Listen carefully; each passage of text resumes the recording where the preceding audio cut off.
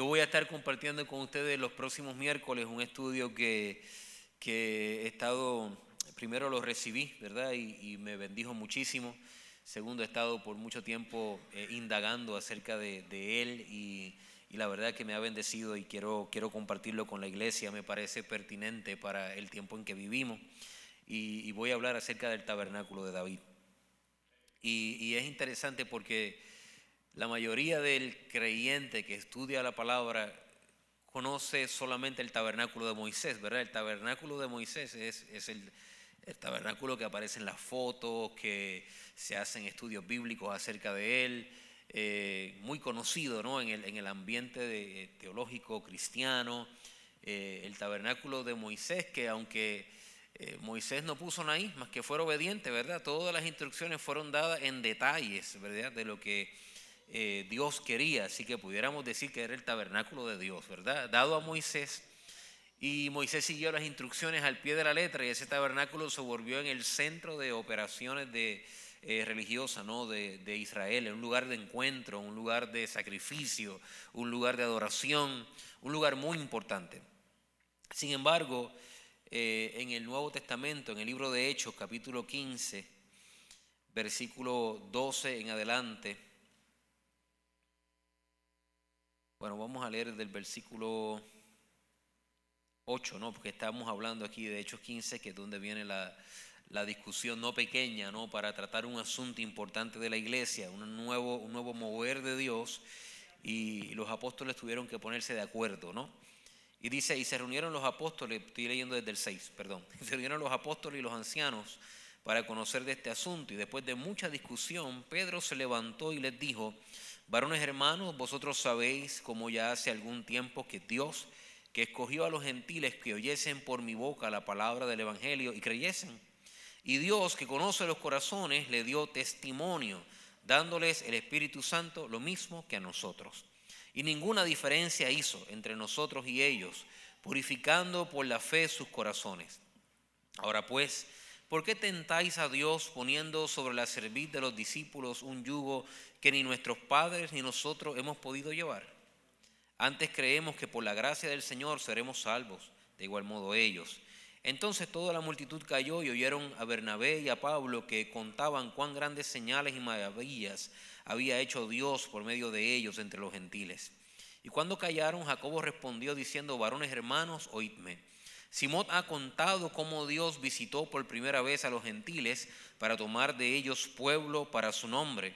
Y con esto concuerdan las palabras del profeta, como está escrito, y este es mi punto principal. Después de esto volveré y reedificaré el tabernáculo de David que está caído, y repararé sus ruinas y lo volveré a levantar, para que el resto de los hombres busque al Señor. Es una referencia, ¿no?, al libro de Amós, capítulo 9, ¿no?, del profeta Amós. Es el que establece acerca de este principio del tabernáculo de David.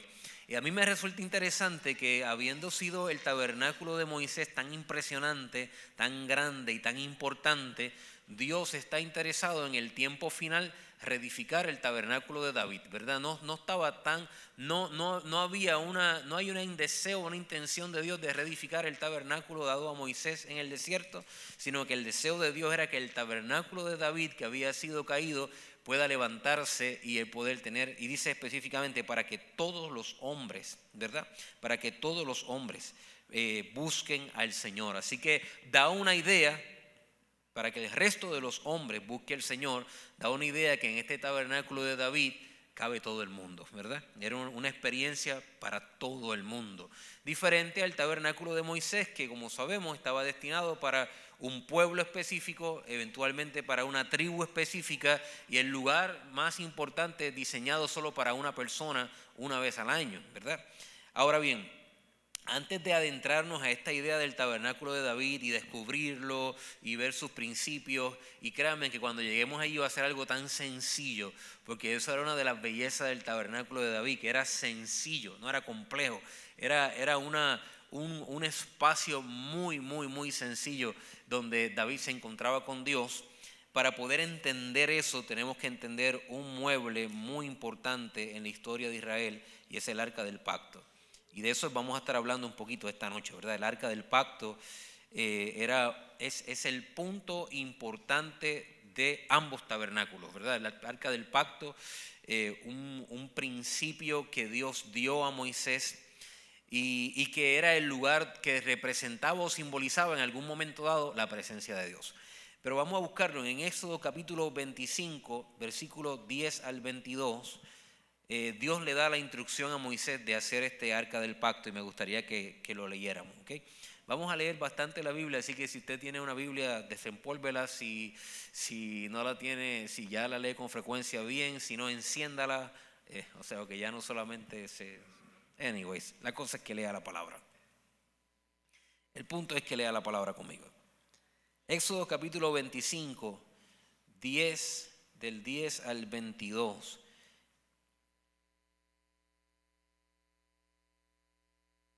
¿Lo tienen?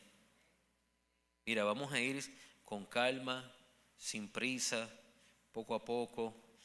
Si nos toma los miércoles que nos tome, yo le pido permiso al pastor Millo y si él me da permiso, seguimos por ahí para abajo, ¿verdad? Si no, buscamos, les invito a mi casa o algo, estudiamos la palabra de Dios, una cosa así. Éxodo 25, versículo 10 dice el Señor hablando acerca de la construcción del tabernáculo principal, no original. Dice, harán también un arca de madera de acacia, cuya longitud será de 2 codos y medio, su anchura de codo y medio y su altura de codo y medio. Y la cubrirás de oro puro por dentro y por fuera, y harás sobre ella una cornisa de oro alrededor. Fundirás para ella 4 anillos de oro que pondrás en sus 4 esquinas, 2 anillos a un lado de ella y 2 anillos al otro lado de ella. Y harás unas varas de madera de acacia, las cuales cubrirás de oro. Y meterás las varas por los anillos de los 2 lados del arca para llevar el arca con ellas. O sea que este pedazo de mueble tenía 2 varas de oro a los lados donde los sacerdotes debían cargar el arca. Esto es bien importante cuando entremos en el proceso del arca a través de los años, porque en un momento histórico el pueblo de Israel intenta cambiar ese principio que Dios le había dado. El diseño del arca estaba expresado para que sean los sacerdotes que lo llevaran en sus hombros. Por eso esas 2 varas de oro que estaban al un lado y al otro, ¿verdad? Dice, y meterás, versículo 16, y pondrás en el arca del testimonio que yo te daré, y harás un propiciatorio de oro fino, cuya longitud será de 2 codos y medio y su anchura de codo y medio. Harás también 2 querubines de oro labrados a martillo, los harás en los 2 extremos del propiciatorio. Harás pues un querubín en un extremo y un querubín en el otro extremo. De una pieza con el propiciatorio harás los querubines en sus 2 extremos. Y los querubines extenderán por encima de las alas, cubriendo con sus alas el propiciatorio. Sus rostros el uno frente el otro, mirando al propiciatorio, los rostros de los querubines. Y pondrás el propiciatorio encima del arca, y en el arca pondrás el testimonio que yo te daré. Es bien interesante, cada detalle de este mueble Dios lo diseñó. No dejó nada a la imagen o a la imaginación de Moisés. No le dijo a Moisés, hazlo como bien te parezca. Dios le dijo los materiales que va a usar, cómo lo iba a construir, exactamente cómo lo iba a hacer, cómo se iba a mover, cuánto iba a medir. Todo detalle de este mueble específico Dios lo había dado. Y lo interesante de este mueble es estas próximas palabras que vienen ahora que Dios dice a Moisés. Dice, y de allí me declararé a ti y hablaré contigo de sobre el propiciatorio, de entre los 2 querubines que están sobre el arca del testimonio, todo lo que yo te mandare para los hijos de Israel. De que Dios dice, vas a construir este pedazo de mueble lo vas a hacer exactamente como yo te lo estoy pidiendo. Vas a poner en ellos 2 querubines tapándose sus rostros, y en medio de esos 2 querubines, desde allí yo me voy a manifestar a ti, desde allí yo voy a hablar contigo y te voy a decir todo lo que voy a hacer con mi pueblo Israel. Así que ese era un espacio, un lugar de encuentro entre Dios y Moisés. Y es interesante porque muchos teólogos concluyen, ¿no? O piensan que nosotros cuando hablamos del arca del pacto, el cristiano común dice, el arca del pacto representa la presencia de Dios, ¿verdad? Y es Dios mismo. Y en teoría eso suena un poco extraño, porque el arca del pacto no encerraba a Dios, no era como la lámpara mágica que tenía un Dios adentro, ¿verdad? Un Dios tan grande no puede ser reducido a encajonarlo a un aparato, ¿verdad? No puede ser. Tampoco era Dios mismo, porque significaría que Dios solamente estaría en un espacio y en un lugar, ¿verdad? Y el Dios que nosotros tenemos, no hay templo de hombre que lo pueda contener, no hay nada que una persona lo pueda hacer que pueda encajonarlo, ¿verdad? Así que es más propio decir que era el lugar donde en aquel tiempo Dios escogió para manifestarse a sus hijos, a los hijos de Israel, ¿verdad? Así que el arca del pacto era ese lugar especial donde Dios se encontraba con la gente. Por ejemplo, dicen que representaba el trono en esta tierra de Dios, ¿verdad? Era como ese lugar donde Dios se manifestaba. Eso no es incompatible con algunos estudios de lo que ocurre en el trono celestial, ¿verdad? Como una réplica del trono celestial, porque, por ejemplo, Salmo 99 dice que Dios habita o se sienta entre los querubines, ¿verdad? Isaías vio que cuando él estaba en su trono habían querubines que estaban alrededor, ¿verdad? Así que sabemos que en el trono celestial hay querubines y el Señor habita en medio de esos querubines, y como de una forma quiso que Moisés preparara un espacio, un lugar especial donde él pudiera manifestarse, y se manifestaba Dios en medio de los querubines y ahí hablaba con Moisés, y eventualmente se desarrolla todo un sistema religioso con el fin de que el hombre pueda llegar a ese lugar donde estaba ese pedazo de mueble en oro, y en ese lugar se hacía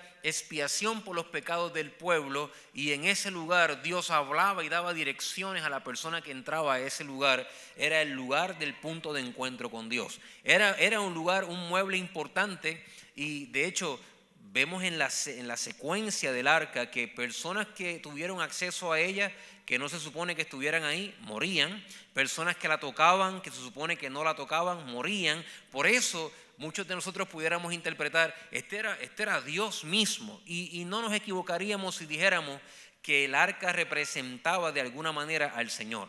Solamente quiero hacer la aclaración que Dios no se puede encerrar en un cajón, y que Dios es mucho más, ¿verdad?, vasto que ese tipo de dinámica. Pero para los israelitas, donde quiera que estaba ese artefacto, también estaba Dios, porque Dios se manifestaba desde ahí, porque Dios hablaba desde ahí, porque era el lugar de encuentro entre Dios y el ser humano. Así que este aparato, este mueble, este arca del pacto, era símbolo central del pacto, y no solo representaba presencia de Dios, sino también hablaba acerca de un deseo de Dios de querer estar cerca de sus hijos. Y no sé si se acuerdan, algunos de ustedes estuvieron conmigo cuando hablamos del hijo pródigo, ¿no? Del hijo pródigo mayor que estaba, ese no se había ido, ese se quedó. Y no entendía que el deseo del padre, lo más importante que él tenía era la comunión con el Padre. Y desde el principio Dios ha sido muy claro en su deseo de querer ser el centro de operaciones de su pueblo. Dios quiere tener una relación íntima, una relación personal. Dios quiere tener cercanía con sus hijos. Por eso el lugar que Él creó y todo el ritual que Él creó, lo crea para que sus hijos puedan llegar a su presencia, Él poder tener comunión con ellos y ellos puedan salir de ese lugar vivo, ¿verdad?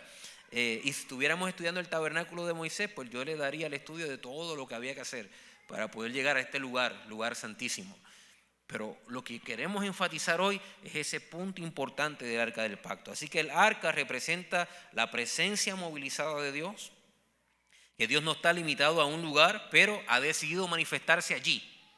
Dios pudo haber dicho, ve a tal lugar y allí me voy a hablar contigo, ve a tal lugar, pero no, Dios le dijo a él, vas a preparar este espacio, y en medio de los querubines allí voy a hablarte. Y allí, ¿tú te imaginas a Moisés preparando ese arca?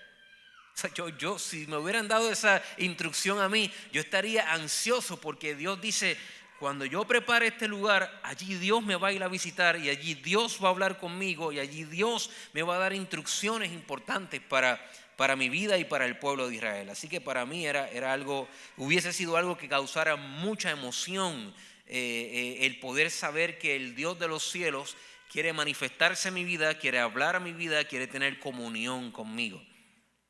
Entonces el arca, podemos decir, sería el trono de Dios aquí en la tierra para ese tiempo. No lo diríamos de forma mal. El Salmo 99, versículo 1, Primera de Samuel, capítulo 4, versículo 4, para aquellos que anotan, habla expresamente de cómo Dios habita o se sienta en medio de los querubines. Dios está en ese lugar importante. Vaya conmigo, por favor, al libro de Hebreos.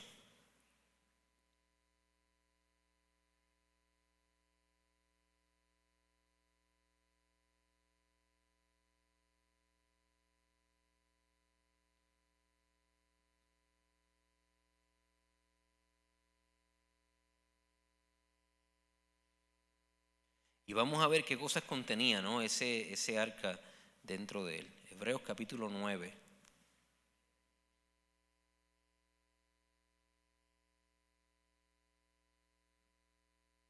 Yo estoy bien. Dice versículo 2: porque el tabernáculo estaba dispuesto así. El escritor de los Hebreos está ahora describiendo el tabernáculo de Moisés, ¿ok? Dice, estaba dispuesto así. En la primera parte, llamada el lugar santo, estaban el candelero, la mesa y los panes de la proposición. Tras el segundo velo estaba la parte del tabernáculo llamada el lugar santísimo, el cual tenía un incenciario de oro y el arca del pacto, cubierta de oro por todas partes. Este arca es el que estamos hablando, ¿verdad? Cubierta por todas partes, en la que estaba una urna de oro que contenía el maná, la vara de Aarón que reverdeció y las tablas del pacto, y sobre ella los querubines de gloria que cubrían el propiciatorio, de las cuales cosas no se puede ahora hablar en detalle, ¿verdad? Y habla explícitamente de qué cosas contenía el arca del pacto. Me gusta que el escritor de los Hebreos pone estas tres cosas dentro de este mueble importante, porque hay otros escritores y en otros momentos de la historia solamente estaba dentro las tablas de la ley, ¿verdad? En otra ocasión hablan otros escritores de que no había Reyes dice, no había nada, solamente las tablas de la ley. Pero el escritor de los Hebreos tuvo una revelación, dice que en algún momento dado en la historia habían tres cosas importantes en ese lugar donde Dios se manifestaba. Estaban las tablas de la ley, la vara de Aarón que reverdeció, y estaba el maná, ¿verdad? Que una parte importante en el pueblo de Israel que representaba dependencia de Dios. Para mí estos puntos parecieran detalles sin ningún tipo de importancia, pero yo creo que es relevante para nosotros. El lugar donde Dios se manifiesta es un lugar donde hay palabra, es un lugar donde hay sacerdocio o escogidos, y es un lugar donde hay total dependencia de Dios. Ese es el lugar donde Dios se manifiesta. Dios se manifiesta en medio de los querubines, y en ese lugar, en medio de los querubines, en ese mueble, dentro de ese mueble está la ley, la palabra de Dios, está la vara de Aarón que reverdece, y cuando usted estudia el contexto se da cuenta que es un sacerdocio escogido. Aarón fue retado por otras personas, ¿verdad? Y dice, quien sea que Dios escogió va a tener la vara de él, va a reverdecer. Y esa vara que reverdece significa orden, sacerdocio escogido, significa que Dios Dios trabaja de esa manera, ¿no? Con un sacerdocio especial escogido por Dios. Más adelante vamos a ver cómo eso se simboliza bastante a Jesús, a su resurrección, porque Dios es capaz de dar vida a algo que no tiene vida, ¿verdad? Y también representa dependencia de Dios. Entonces, si usted quiere, y esto lo digo, ¿verdad?, como parte de esta dinámica de nosotros reavivar nuestra relación con Dios, si nosotros queremos al Señor manifestado en el nuevo templo, que usted sabe que la Biblia dice que nuestro cuerpo es el templo del Espíritu Santo. Y debe haber un altar en nuestro templo, ¿verdad? Especial. Y si queremos que Dios se manifieste en ese templo que hay en medio de nosotros, yo creo que la forma de poder verlo es que nosotros estemos comprometidos con su palabra, que sepamos el sacerdocio que tenemos y vivamos de acuerdo al llamado que Dios nos ha dado y que aprendamos a depender de Dios. Cada vez que usted ve estas tres cosas en la vida de un creyente, yo le aseguro que usted va a ver a un Dios manifestado.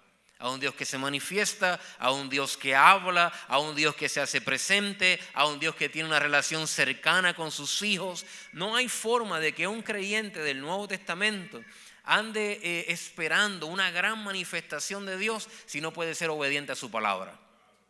La obediencia a su palabra es la clave para ver a un Dios manifestado. No hay forma que un creyente del Nuevo Testamento pueda ver una manifestación de Dios en su vida sin entender que somos reyes, sacerdotes y lo que eso implica en nuestra vida, escogidos por Dios. ¿No dice eso de nosotros? Pueblo escogido por Dios. Es un sacerdocio escogido. Somos personas que Dios ha rescatado, redimido, para presentar al mundo las virtudes del Dios que nosotros servimos. Y cuando alguien está en su función de sacerdote, en su función de enseñar, de mostrar al mundo quién es nuestro Dios, esa persona va a tener una manifestación de Dios. Dios ha de manifestarse en la vida de esa persona. Y cuando hay un creyente que aprende a depender de Dios en el 100% de su vida, a confiar en Dios, esa persona va a ser testigo de manifestaciones de Dios.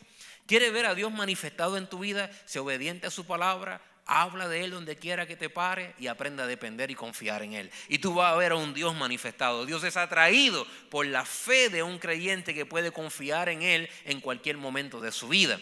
Una forma de avivamiento personal, una forma de un mover de Dios personal en nosotros, de un despertar de Dios en nuestra vida, sé obediente a su palabra. Sé obediente a su palabra.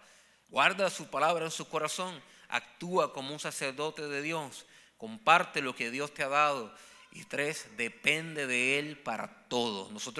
Yo creo que los mayores ejemplos o testimonios de fe que yo he disfrutado en mi vida han venido cuando he aprendido a depender de Dios. Dependiendo de Dios, me encuentro con Él. Dependiendo de mí, me encuentro conmigo. ¿Usted quiere tener encuentros con usted mismo? Dependa de usted mismo. ¿Usted quiere tener encuentros con Dios? Aprende a depender de Dios. Aprende a confiar en Dios. Aprende a descansar en Dios. Aprende a tener fe en Dios en los momentos más difíciles de tu vida y vas a ver a un Dios manifestado. Cada vez que Dios se manifestó a alguien en su palabra, era gente que pasando por momentos difíciles decidió confiar en Dios. Y en esa confianza en Dios, Dios se manifiesta.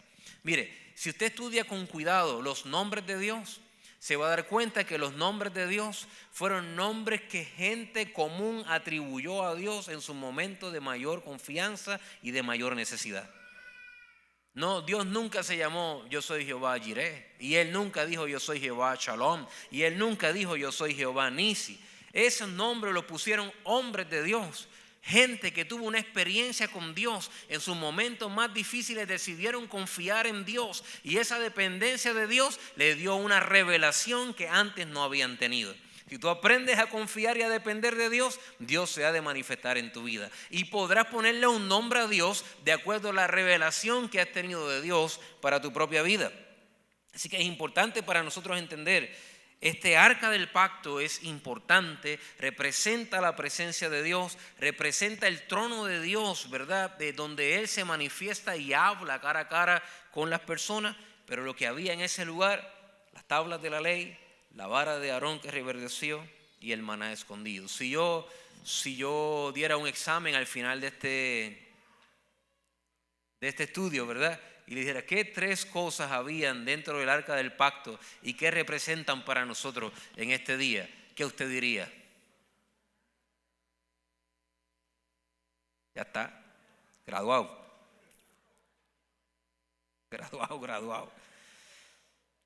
Es que el arca era el lugar de encuentro con Dios. Allí me encontraré contigo. Éxodo 25:22 dice, allí me encontraré contigo. Imagínate, qué cosa más impresionante, que el Dios de los cielos quiere tener comunión con nosotros. Allí me encontraré contigo. Era un modo de expresión del deseo de comunión con Dios, como ya he dicho, y era un momento muy importante.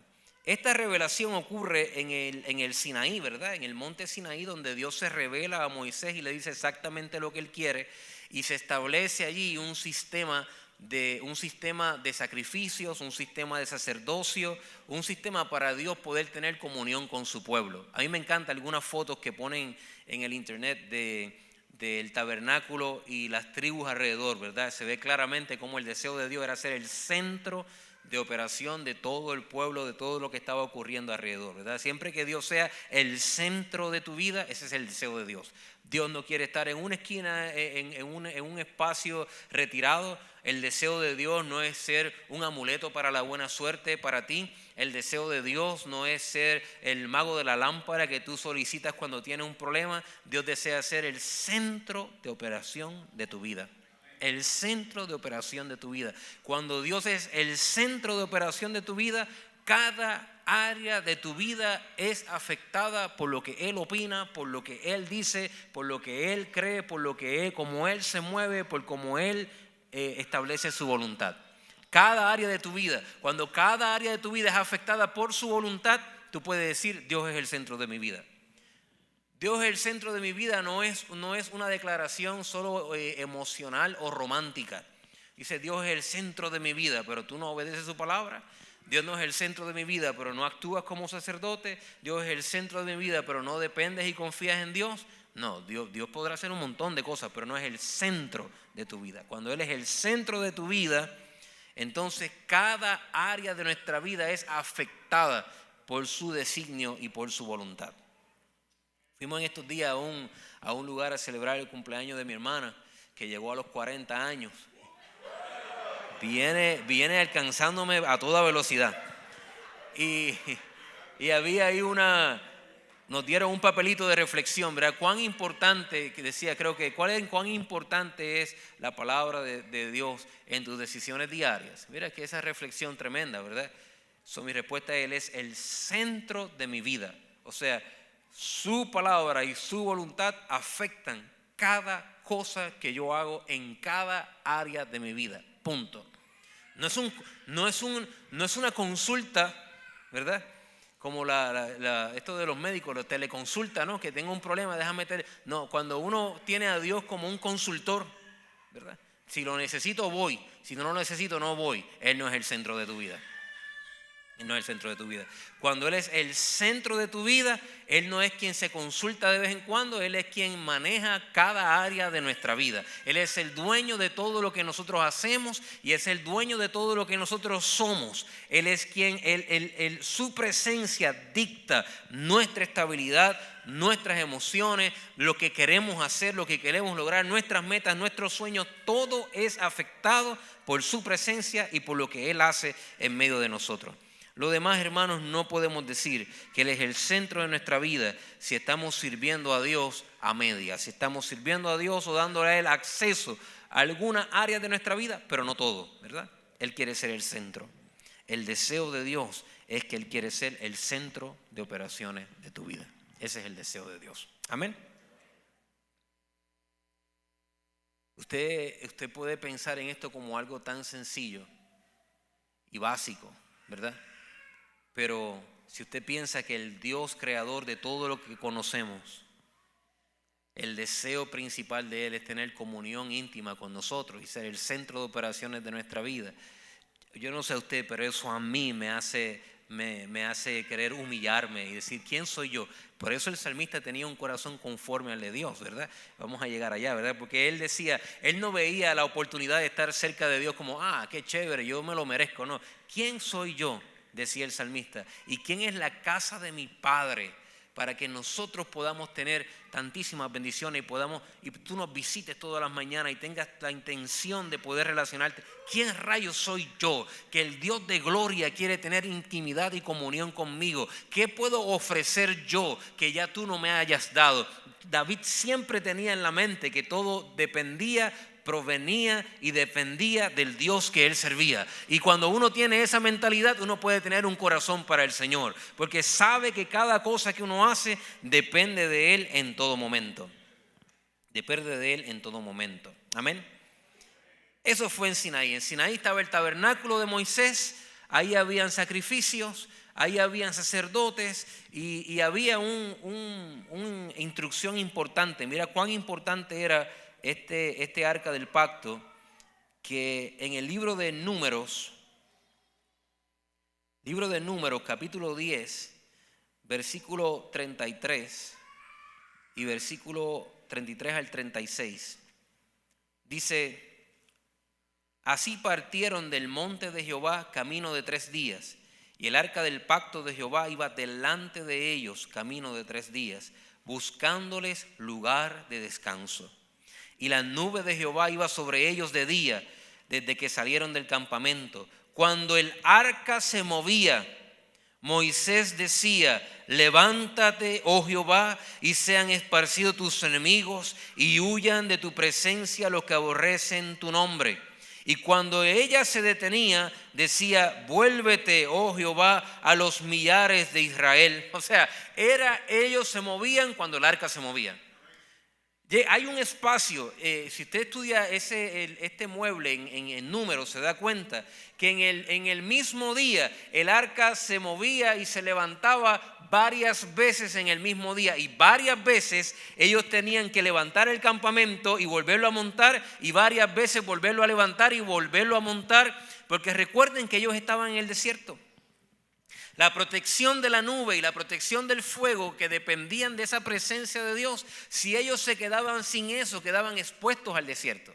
¿Te imaginas que dijeron: ay, yo estoy cansado de estar levantándome yo me quedo aquí? Pues te quedas en el desierto sin pueblo, sin gente, sin columna de nube, sin columna de fuego, sin Dios. Buena suerte. Así que eso pasa en nuestra vida cuando descuidamos la presencia de Dios. Cuando decimos esto de cargar la presencia de Dios, esto de estar cerca de Dios, esto de vivir para Él, esto es demasiado, yo mejor me voy a relajar.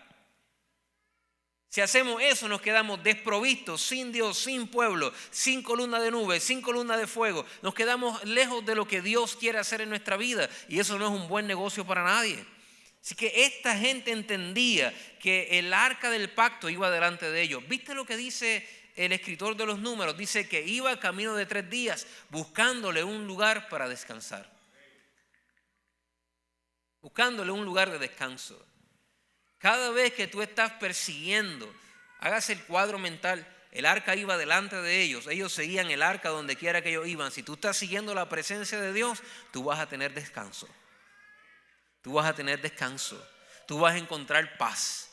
Tú vas a encontrar fortaleza. Tú vas a encontrar ganas de seguir adelante. Tú vas a encontrar ánimo pronto. Si estás siguiendo la presencia de Dios, tú vas a encontrar lugares de reposo, lugares de descanso. Eso no es lo que dice el salmista, que dice: el Señor es mi pastor, nada me faltará, ¿verdad?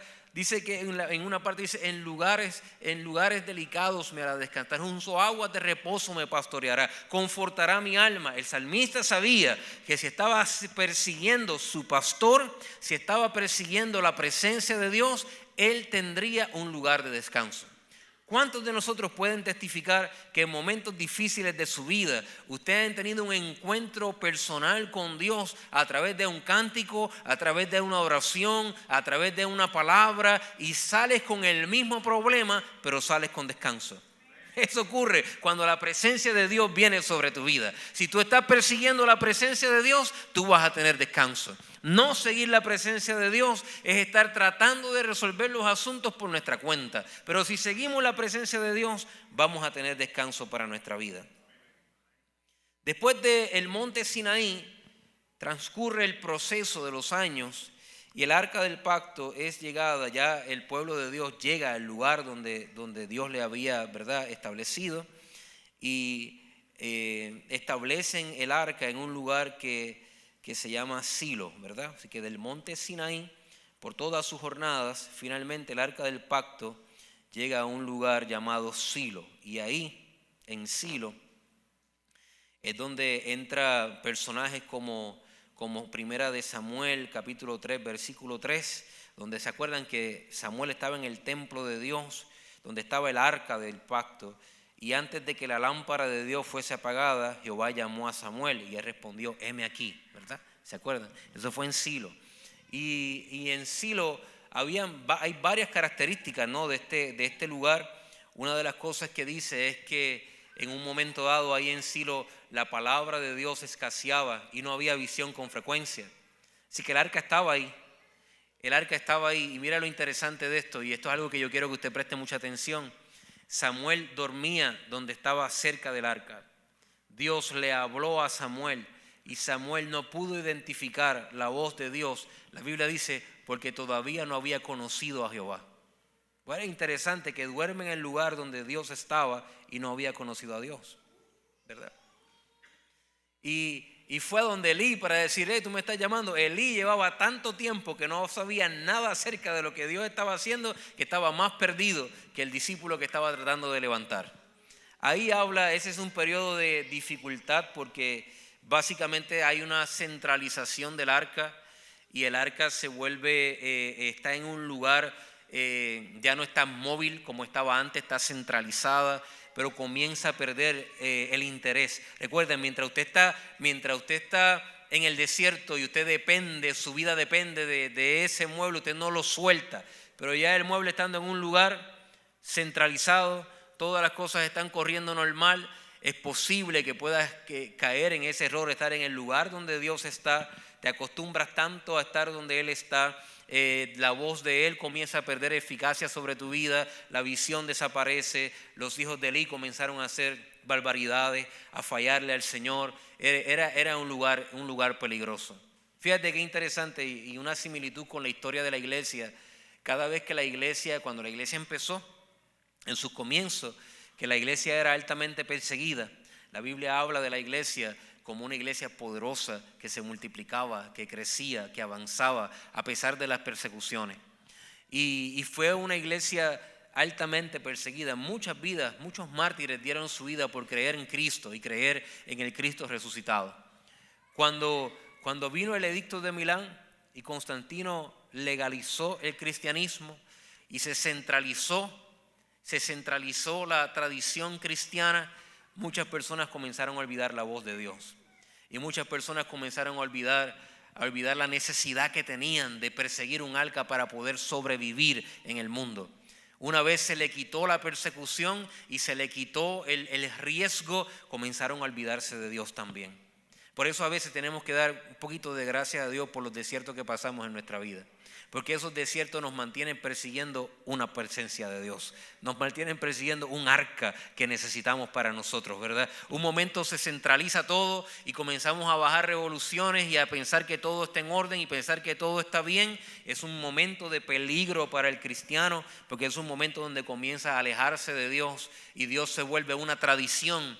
Dios se vuelve una costumbre, la iglesia se vuelve algo que simplemente se hace los domingos y todo lo que hacemos pierde relevancia y pierde significado. Ese es Silo para mí. Silo para mí en un momento histórico es el momento donde todo se volvió tan tradicional, todo se volvió tan común que la gente perdió la pasión por lo que realmente era importante. Antes dormían, miraban, ¿estará todavía ahí el arca? Está, ok, sigue durmiendo, estará ahí, pero llegó un momento donde dormían, se levantaban, dormían, comían o bebían y no había ningún incentivo para ellos de poder estar pendiente a ver qué estaba haciendo Dios, porque dependían de Dios para poder avanzar. Y esa costumbre, esa tradición ha matado la iglesia por años. Un líder en la iglesia no debe servir al Señor solo por tradición o por costumbre. Ese es el peligro, ese es el riesgo de enfriarnos delante de Dios, de peor aún, de volvernos tibios delante de Dios. Un tibio es una persona que ni está caliente ni está fría, ¿verdad? Y la tibiez, no hay nada más que aporte a la tibiez que la tradición, que la costumbre, ¿verdad? De hacer las cosas por costumbre. Por eso yo siempre animo a la gente, mira, si usted está en el culto, usted va a tomar la Santa Cena, no lo haga por tradición, no lo haga por costumbre, no lo haga sin pensar lo que usted está haciendo, no lo haga sin agradecer a Dios por la salvación tan grande que Él le dio, no lo haga sin agradecer la cruz del Calvario, no lo haga tomándolo como por sentado, a ver, esto es algo que se hace, si me bauticé lo puedo hacer, como, bebo y gloria a Dios por eso, qué chévere estuvo. No hay una mentalidad de lo que estoy haciendo. Cuando usted va a entregar una ofrenda al Señor, si usted cree en el diezmario y usted va a entregar un diezmo al Señor, no lo haga como quien paga un peaje. Si va a hacer un sacrificio a Dios, hágalo con amor, ore al Señor, mientras viene a entregar su ofrenda, dé gracias a Dios por lo que Dios está haciendo. Ahora con los aparatos electrónicos que tenemos, tenga cuidado de simplemente hacer las cosas por tradición, por costumbre.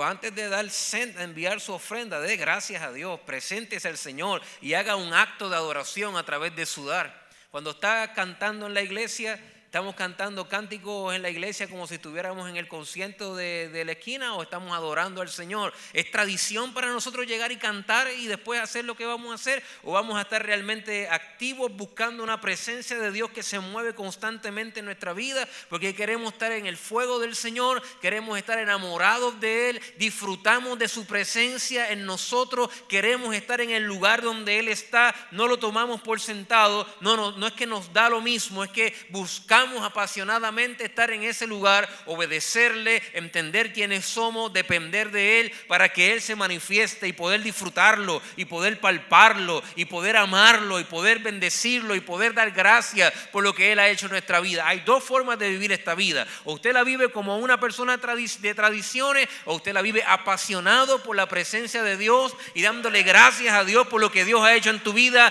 todos los días, en cada momento, a cada lugar. Vivo para Él porque sé lo que Él representa. Cuidado con la centralización. Cuidado con hacer todo solamente por hacerlo. Corremos el riesgo de dormir en el lugar donde Dios está y no escuchar y no saber quién es. No haber conocido al Señor. Después de eso ocurrió un momento histórico importante. Ustedes saben que han dicho muchas ocasiones, muchas personas han dicho que Dios nunca ha perdido ni una sola batalla, ¿verdad?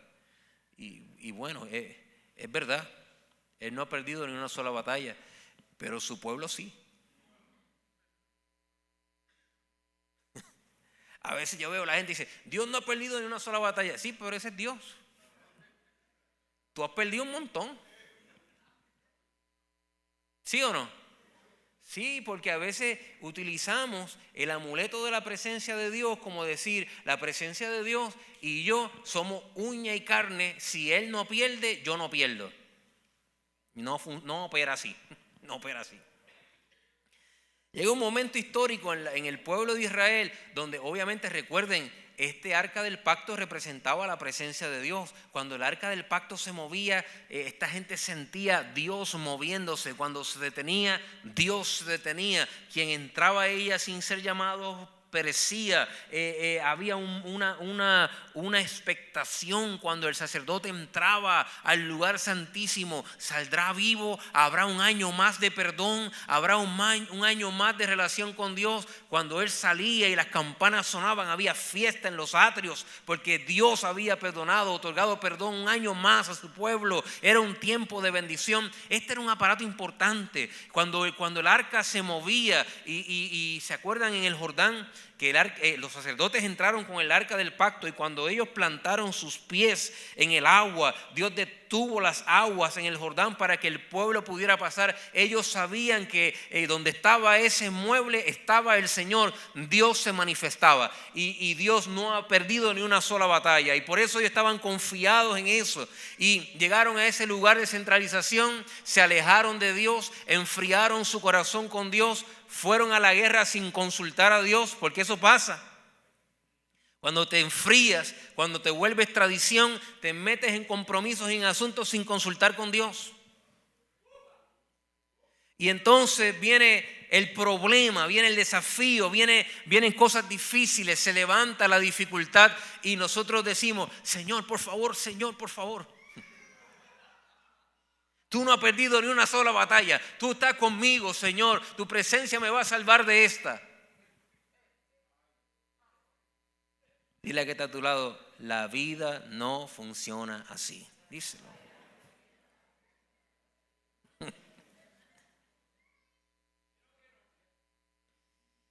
Primera de Samuel capítulo 4. Dice versículo 1.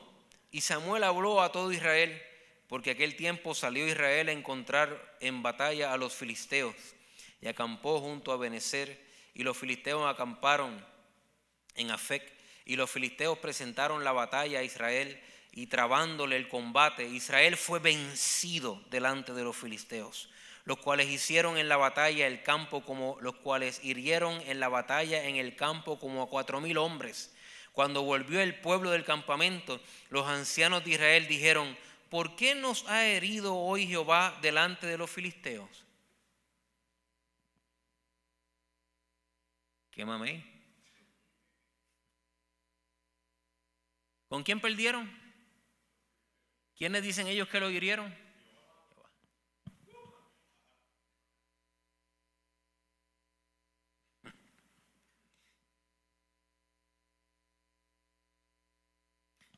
Sigamos. Mira lo que dice: ¿por qué nos ha herido hoy Jehová delante de los filisteos? Dijo alguien: tengo una idea. Traigamos a nosotros de Silo el arca del pacto de Jehová, para que viniendo entre nosotros nos salve de la mano de nuestros enemigos. ¿Qué usted cree? Si usted hubiera escrito esto sin saber lo que ya sabe porque se los revelé, si usted no supiera esto, ¿qué usted cree que hubiera pasado? La historia, ¿cómo se hubiese escrito? Usted está en una batalla, le acaban de dar una catimba y usted dice: voy a traer a Dios. ¿Qué usted cree que va a pasar? ¿Ganamos? Ah, ¿tú quieres? Yo voy a orar ahora, yo voy a traer a Dios.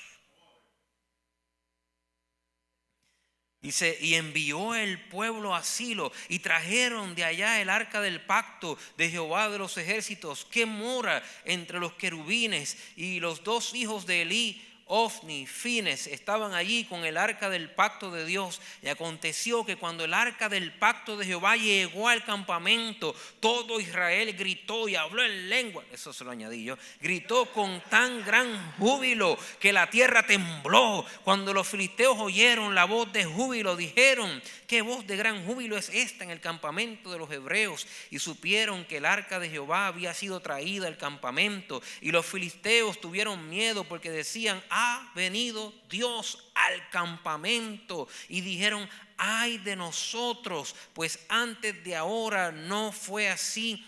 Ay de nosotros, ¿quién nos librará de las manos de estos dioses poderosos? Y entonces dicen: estos son los dioses que hirieron a Egipto con toda su plaga en el desierto. Esforzaos, oh filisteos, y sed hombres, para que no sirváis a los hebreos como ellos han servido a vosotros. Sed hombres y pelead. Y pelearon fue los filisteos, e Israel fue vencido. Y huyeron cada cual a sus tiendas, y fue muy grande mortandad, pues cayeron de Israel 30,000 hombres de a pie. Y el arca de Dios fue tomada, y muertos los hijos de Elí, Ofni y Fines. Haga conmigo.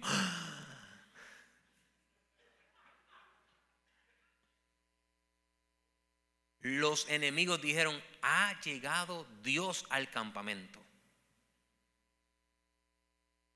¿No se supone que ganáramos?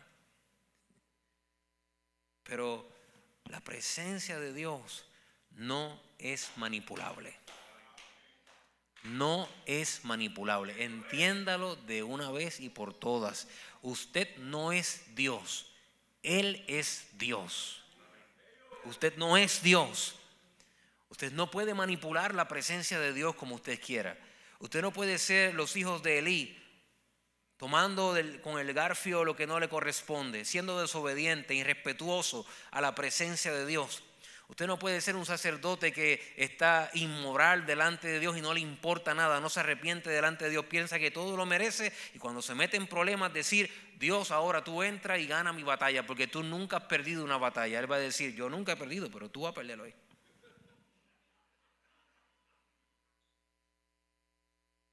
La presencia de Dios no es manipulable. Así era este aparato. Este aparato representaba ese mover de Dios, pero no era un aparato manipulable. En medio de la guerra, en medio de la batalla, no había forma de manipular a Dios para que Dios hiciera algo que Él no había determinado en su santa voluntad. Cada vez que usted estudia las Escrituras y usted ve grandes mover de Dios, ten en cuenta si Dios está prosperando y respaldando algo o alguien, o si Dios está prosperando su propósito y su voluntad. Y usted se va a dar cuenta que cuando usted está operando dentro de su propósito y dentro de su voluntad, entonces usted no va a perder. Dios va a estar ahí, pero si usted está operando fuera del propósito de Dios y fuera de la voluntad de Dios, usted no puede manipular a Dios con sus oraciones y sus acciones. No lo puede hacer. Yo lo lamento mucho por esta nueva corriente de declaraciones y de decretos y de cosas que piensan que cuando hablan Dios tiene que mover cielo y tierra. Ay, habló mi hijo, déjame ver cómo yo lo complazco porque mi hijo decretó. ¿Quién?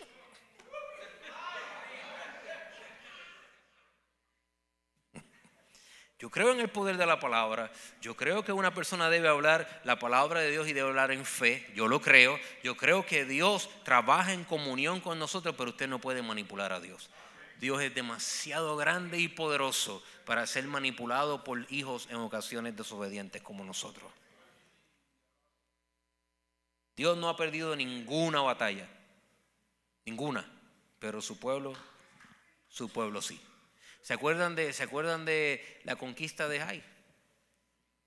Del pueblo de Dios, que Dios le dijo, no tomen anatema del campamento. Y ellos metieron anatema, Acán cogió anatema. Y dijeron, Josué dijo, no vayan todos a pelear allá porque ese pueblo es muy chiquito. Vayan 2 o 3 nada más. Para allá fueron y cogieron tremenda pela. El pueblo de Dios. Porque Dios no pierde ninguna batalla. Pero no te equivoques, el pueblo sí.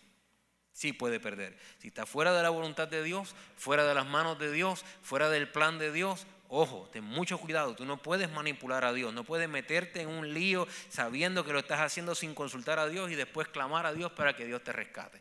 A veces en su misericordia Dios nos saca, pero de vez en cuando nos deja sufrir ciertas consecuencias y no podemos nosotros echarle la culpa a Dios. ¿Por qué Dios nos ha ganado? No, fueron los filisteos los que te ganaron. Y tú fuiste que decidiste ir a pelear con los filisteos sin consultar a Dios. Esto está en tu cuenta, no en la cuenta de Dios. Ay, ¿por qué Dios me permitió que me pasara eso? Ojo, esta es tu decisión, este es tu lío. Y a veces tenemos que ser responsables con las cosas que nosotros decidimos. Amén. Este lugar, los filisteos tomaron el arca del pacto y la llevaron al templo de ellos. ¿Verdad? Metieron el arca del pacto en el templo de ellos. Imagínense, el arca del pacto donde se manifiesta la presencia de Dios en manos de los enemigos. ¿Puede creer una cosa similar? En manos de los enemigos. Puesta en un templo pagano. El arca del pacto. Los querubines. Llena de oro por todos lados. El lugar donde se manifiesta la presencia sagrada de Dios. En un templo pagano por causa de la desobediencia de sus hijos. Primera de Samuel, capítulo 5, versículo 4. Y con esto terminamos hoy. ¿Está bien?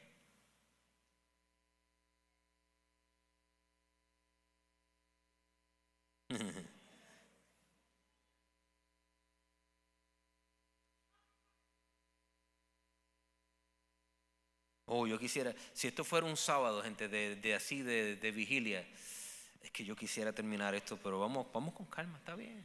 Los espero el miércoles que viene, ojalá que usted venga, porque estamos simplemente con el arca del pacto en medio de un juicio. Pero usted no quiere esa trayectoria de esa presencia a donde David la trajo, es algo especial. Usted no quiere perderse eso.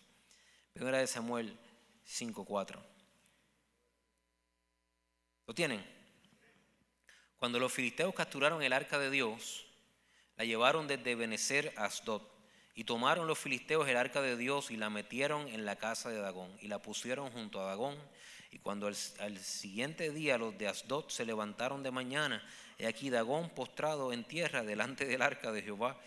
Y tomaron a Dagón y lo volvieron a su lugar. Imagínate, tú te imaginas ese cuadro.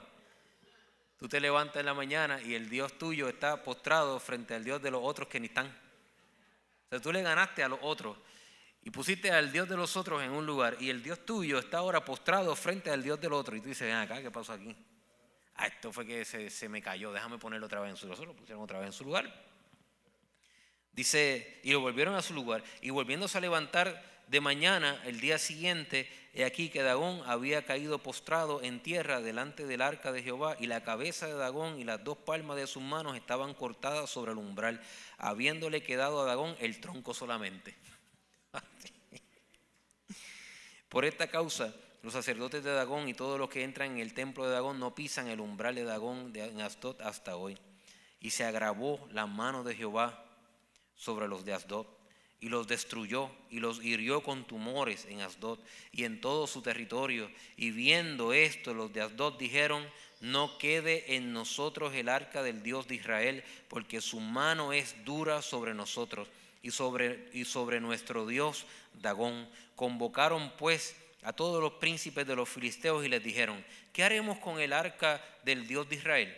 Y ellos respondieron: pásese el arca del Dios de Israel a Gat.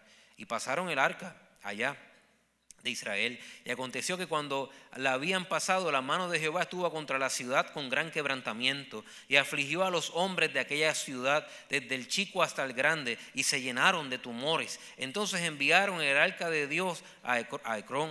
Y cuando el arca de Dios vino a Ecrón, los ecronitas dieron a voces diciendo: han pasado a nosotros el arca del Dios de Israel para matarnos a nosotros y a nuestro pueblo. Y enviaron y reunieron a todos los príncipes de los filisteos y dijeron: envía el arca de Dios a Israel, vuélvase a su lugar y no nos mate a nosotros ni a nuestro pueblo, porque había consternación de muerte en toda la ciudad y la mano de Dios se había agravado allí, y los que no morían eran heridos de tumores, y el clamor de la ciudad subía hasta el cielo. Dios mío, esa gente estaba aterrorizada. Decían: mira, tú te puedes guardar ahí el arca, para acá no la traiga, que donde llega era como Dios diciendo, enviando un mensaje claro a su pueblo. O sea, yo puedo pelear esta batalla solo. Yo puedo destruir a este Dios, no necesito ninguna espada de ustedes, ninguna lanza de ustedes. Entiendan que yo soy Dios y yo hago lo que yo quiero, cuando quiero y como quiero. Es impresionante cómo el Dios de Israel se manifiesta de esta manera, y en manos, la presencia de Dios en manos del enemigo obviamente va a hacer estragos en el campamento enemigo. Solo quiero añadir unas cositas aquí. Es importante para mí que cada vez que los de 12 se levantaban de mañana había una manifestación de Dios. No quiero establecer ninguna teología aquí, pero yo creo que grandes cosas pasan con Dios de mañana. David dijo: ¿quién soy yo y quién es la casa de mi padre para que todas las mañanas me visites? Si usted me pregunta a mí, no se va a ir más al cielo y más al infierno por hacer su devocional en la tarde o en la mañana. A mí me gusta hacerlo en la mañana porque tengo un pensamiento de que cosas grandes pasan con Dios en la mañana. Eso, si usted lo quiere comprar, cómpralo, y si no, me lo devuelve. A mí me ha ido muy bien en la mañana. En la mañana pasan cosas especiales con Dios.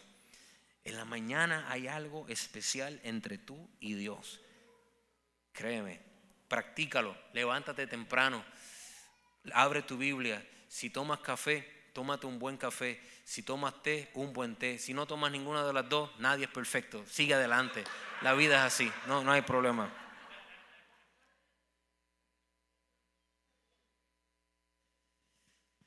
El arca del pacto fue enviada a los israelitas otra vez. Mire, ¿saben qué? Llévese a su Dios con ustedes, que nosotros no lo queremos aquí, acá.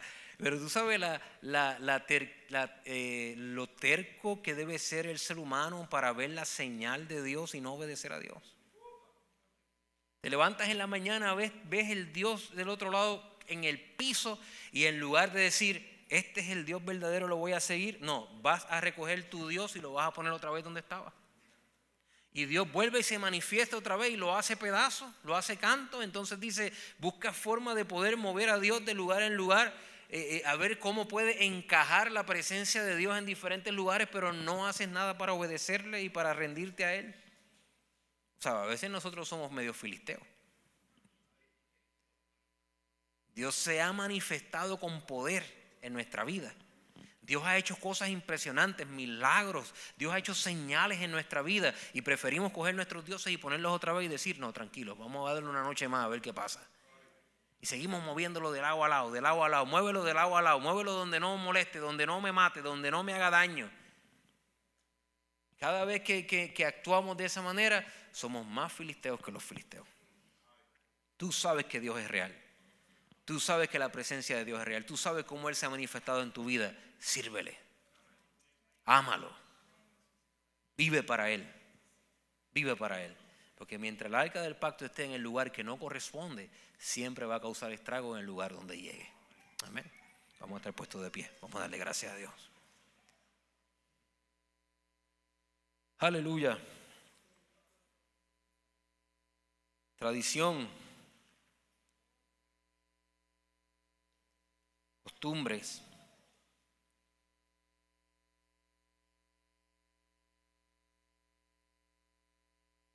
Vamos a orar que el Señor nos ayude. Somos portadores de su presencia. El Señor se manifiesta en nuestra vida. No es cosa sencilla, no es cosa simple lo que Dios hace en nosotros. No es algo superficial. La presencia de Dios es algo importante que debemos de valorar y cuidar en nuestra vida. No debemos manipularla para que se cumpla nuestra voluntad. No debemos usarlo como un amuleto para la buena suerte.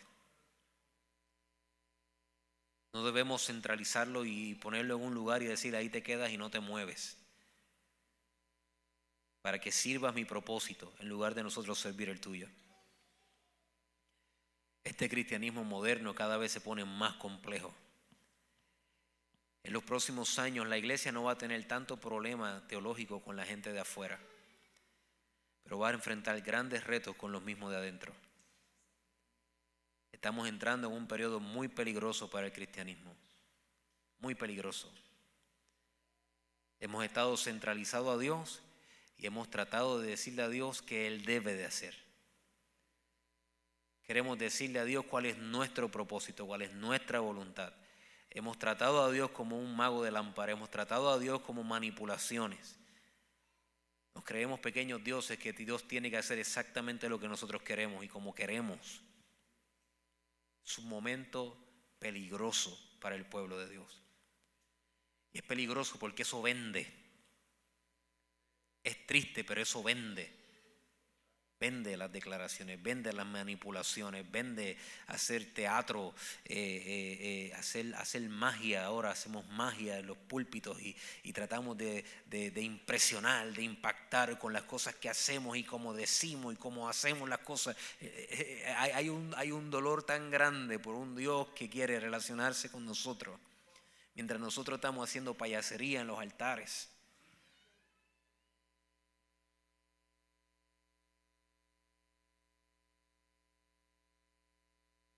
Necesitamos volver a Dios, necesitamos traer el arca a un lugar donde podamos tener comunión íntima con Él. Necesitamos un espacio donde toda tradición, toda cosa que interfiere entre nosotros y una adoración genuina hacia Dios sea quebrantado. Necesitamos volver a servir a Dios porque le amamos, porque queremos estar con Él, porque anhelamos su presencia, porque estamos agradecidos con lo que Él ha hecho en nuestra vida. Necesitamos, iglesia, necesitamos cuidar la presencia de Dios en nuestra vida.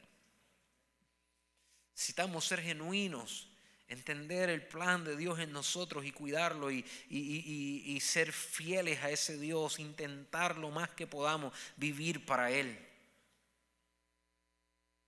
No caiga en la trampa, Dios no es manipulable.